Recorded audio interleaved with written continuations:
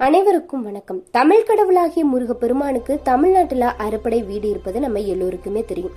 இதையும் தாண்டி முருகனுடைய ரொம்ப ஸ்பெஷலான ஆலயங்கள்ல ஒன்றுதான் நெல்லையில் இருக்கக்கூடிய குறுக்குத்துறை முருகன் கோவில். தாமிரபரணி நதியோட நடுவுல இருக்கக்கூடிய இந்த கோவில்ல இருக்கும் மூலவர் உண்டியல், நகை, சப்பரம் உள்ளிட்ட நதியில் ஏற்படக்கூடிய வெள்ளம் போ அருகில் இருக்கும் கோவிலுக்கு தூக்கி செல்லுவாங்க.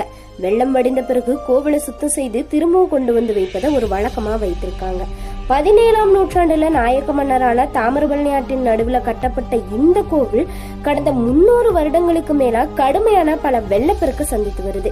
கோவிலின் உள்ளே வெள்ளம் வரப்போ வெளியேறுவதற்கு போதுமான இடைவெளி இருப்பதால இந்த கோவிலுக்கு எந்த விதமான பாதிப்புமே ஏற்படுவது கிடையாது. இந்த கோவிலுடைய சுவரானது படகுனுடைய முன்பகுதியை போல கூர்மையாக மிகுந்த மதி நுட்பத்துடன் கட்டப்பட்டிருப்பதால எப்படிப்பட்ட வெள்ளமுமே இந்த கோவில்ல எதுவுமே செய்ய முடியல அப்படின்னு சொல்றாங்க.